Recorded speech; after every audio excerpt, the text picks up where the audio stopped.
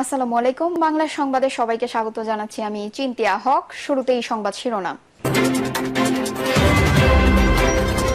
জাতীয় পার্টির মাধ্যমে আওয়ামী লীগকে পুনর্বাসনের চেষ্টা চলছে। ঘোষণাপত্রে ছাড় দিয়েছি, জুলাই সনদে একটুও ছাড় নয়, বলছেন নাহিদ ইসলাম। 26 ফেব্রুয়ারির আগেই নির্বাচন হতে হবে, বলছেন ডক্টর জাহিদ।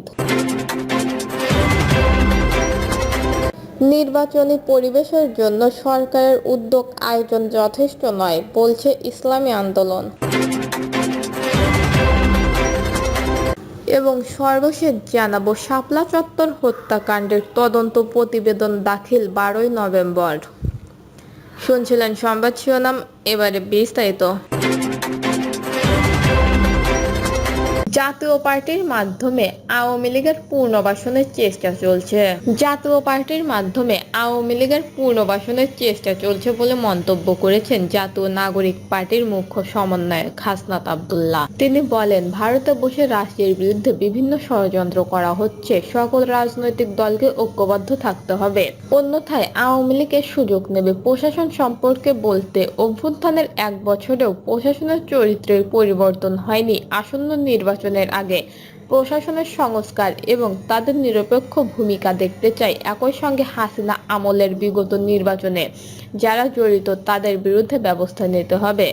অন্তর্বর্তী সরকারের 1 বছর হয়ে গেছে। গত 1 বছরে সরকার কি কি করেছে এটি প্রকাশ করতে হবে। পরে সরকারে কি কি পরিকল্পনা রয়েছে সেগুলো পরিষ্কার করতে হবে। হাসনাত আব্দুল্লাহ দেশের মিডিয়ার ভূমিকা নিয়ে প্রশ্ন তুলে বলেন, পৃথিবীতে আর কোনো দেশে এই ধরনের মিডিয়া আছে কিনা সেটা প্রশ্নবিদ্ধ, যেখানে ক্যান্টনমেন্ট থেকে ডিজিএফআই নিউজ লিখে পাঠায় এবং মিডিয়া তা প্রকাশ করে। তিনি বলেন, মিডিয়ায় রাষ্ট্রের বিভিন্ন এজেন্সি নগ্নভাবে হস্তক্ষেপ করে। এজেন্সি ছবি তুলে পাঠায়, সেটা মিডিয়া প্রকাশ করে। ফলে মিডিয়া এখন জনগণের কণ্ঠস্বর না হয়ে বিভিন্ন এজেন্সির মুখপত্র হিসেবে কাজ করছে।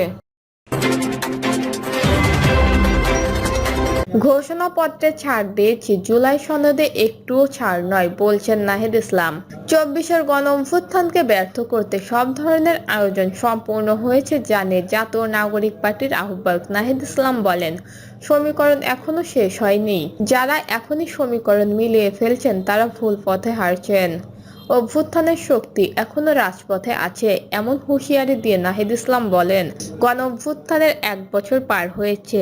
অনেক হিসাব নিকাশ করেছি, আকাঙ্ক্ষা পূরণ হয়নি। গত 1 বছরে জাতীয় নাগরিক পার্টি ছাড় দিয়েছে, জুলাই ঘোষণাপত্রে ছাড় দিয়েছি, জুলাই সনদে 1% ছাড় দেওয়া হবে না।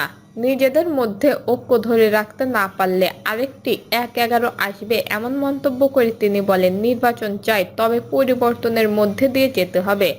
জুলাই সনদে 1 বিন্দুও ছাড় দেওয়া যাবে না। প্রতিশ্রুতি বাস্তবায়ন না হলে কোনো রাজনৈতিক দল ক্ষমতায় যেতে পারবে না। এনসিপির আহ্বায়ক বলেন, সংশোধন ও সংস্কার নিজেদের ঘর থেকে শুরু করতে হবে। চাঁদাবাজি কোনো রাজনৈতিক দলের ইমেজের জন্য ভালো নয়। যারা সুবিধা নেওয়ার জন্য দলে এসেছে তাদের বিরুদ্ধে কঠোর ব্যবস্থা নিতে হবে। 26 ফেব্রুয়ারির আগেই নির্বাচন হতে হবে, বলছেন ডক্টর জাহিদ।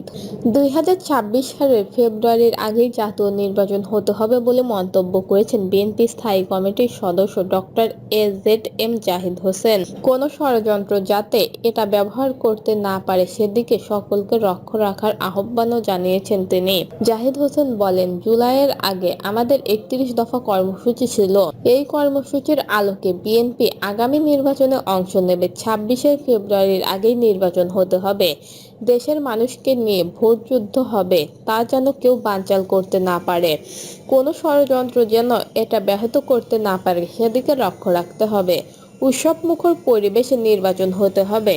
জনগণ যেন নিশ্চিন্তে ভোট দিতে পারে। 5 আগস্ট বাংলাদেশ থেকে স্বৈরাচার পালিয়ে গেছে। 15 বছরে আমাদের হাজার নেতাকর্মী হারিয়ে গেছে। আহতদের পুনর্বাসনে আমাদের দায়িত্ব আছে। তাদের জন্য সহযোগিতা অব্যাহত রাখতে হবে।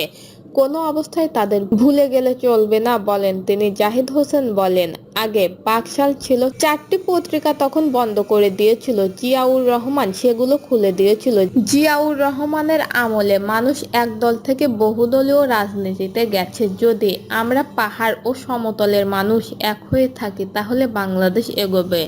চাকমা মারমা সবাই আমরা বাংলাদেশি। খালেদা জিয়ার আমলেই এই রাষ্ট্রপতি শাসিত সরকার থেকে প্রধানমন্ত্রী শাসিত রাষ্ট্র ব্যবস্থা চালু হয়। নির্বাচনের পরিবেশের জন্য সরকারের উদ্যোগ আয়োজন যথেষ্ট নয় বলছে ইসলামী আন্দোলন। নির্বাচন পরিবেশ তৈরিতে সরকারের উদ্যোগ আয়োজন যথেষ্ট নয়, সে কারণে লেভেল পেন্ডিং ফিল্ড তৈরি হয়নি বলে মন্তব্য করেছেন ইসলামী আন্দোলন বাংলাদেশের মহাসচিব অধ্যক্ষ হাফেজ মাওলানা ইউনুস আহমেদ। ইসলামী আন্দোলনের মহাসচিব বলেন, পরিস্থিতি আত্মে কোনো উন্নতি হয় নাই, বরং আইনশৃঙ্খলা পরিস্থিতি কোনো কোনো ক্ষেত্রে আরও খারাপ হয়েছে। বিগত 1 বছরের রাজনৈতিক হত্যাকাণ্ডের তথ্য তাই বলে। মাওলানা ইউনুস আহমেদ বলেন, বাংলাদেশের রাজনৈতিক সংঘাত ও সহিংসতার প্রধান ক্ষেত্র হলো নির্বাচন। বিশেষ করে জাতীয় নির্বাচনকে কেন্দ্র করে সংঘাত, হানাহানি ও সহিংসতা দেশব্যাপী ছড়িয়ে পড়ে। শত শত মানুষ ওই রাজনৈতিক সহিংসতায় প্রাণ হারায়। জুলাই অভ্যুত্থানের পর আমরা দেশের রাজনৈতিক সংস্কৃতি, নির্বাচন ব্যবস্থা আমূল পরিবর্তনের প্রত্যাশা করেছিলাম, আইনশৃঙ্খলা পরিস্থিতির উন্নতি আশা করেছিলাম। 300 আসনের সাক্ষাৎকার সম্পূর্ণ হয়েছে জানিয়ে তিনি বলেন, ঢাকা, চট্টগ্রাম, বরিশাল, কুমিল্লা, খুলনা, সিলেট ও বরিশাল বিভাগের বিভিন্ন জেলা থেকে তৃণমূলের দায়িত্বশীলদের থেকে যেই সব সম্ভাব্য প্রার্থীর নাম এসেছে তাদের সঙ্গে একান্ত সাক্ষাৎকার মিলিত হয় ইসলামী আন্দোলন বাংলাদেশের কেন্দ্রীয় নেতারা। আসনের সম্ভাবনা, সংকট ইত্যাদি নিয়ে বিস্তারিত আলোচনা শেষে একজনকে নির্ধারণ করা হয়। ইতিমধ্যে আরও 2 দফা সাক্ষাৎকার অনুষ্ঠিত হয়েছে।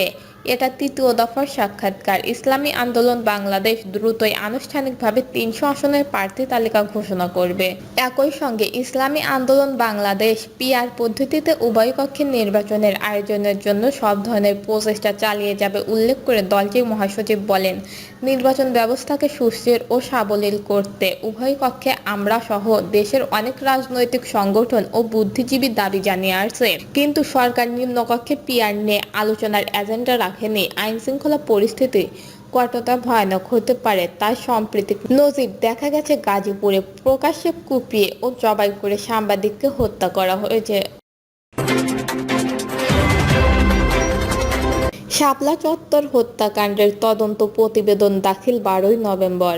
1 যুগ আগে 2013 সালের 5ই মে মতিঝিলের শাপলা চত্বরে হেফাজতে ইসলামের সমাবেশে হত্যা, নির্যাতন সহ মানবাধিকার বিরোধী অপরাধে শেখ হাসিনা সহ এই মামলার অপর আসামিদের বিষয়ে তদন্ত প্রতিবেদন দাখিলের জন্য 12ই নভেম্বরের দিন ধার্য করেছেন আন্তর্জাতিক অপরাধ ট্রাইব্যুনাল 1। প্রসিকিউশনের সময় আবেদনের প্রেক্ষিতে মঙ্গলবার বিচারপতি মোহাম্মদ গোলাম মর্তুজা মজুমদারের নেতৃত্বে 3 সদস্যের আন্তর্জাতিক অপরাধ ট্রাইব্যুনাল 1 প্রতিবেদনের দাখিলের এই দিন ধার্য করে।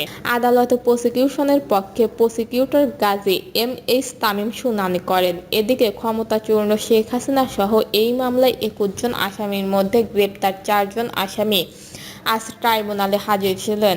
আন্তর্জাতিক অপরাধ ট্রাইব্যুনালের চিফ প্রসিকিউটর বরাবর হেফাজতে ইসলামের নেতা জুনায়েদ আল হাবিব ও মাওলানা মামুনুল হকের পক্ষে আজিজুল হক ইসলামাবাদী এই অভিযোগ করেন। দর্শক, এই ছিল এখনকার সর্বশেষ নিউজটি ভালো লাগলে একটি লাইক দেন, কমেন্টে আপনার মতামত জানান এবং আমাদের পাশে থাকার জন্য বেল বাটনটি অন করে রাখুন। ধন্যবাদ।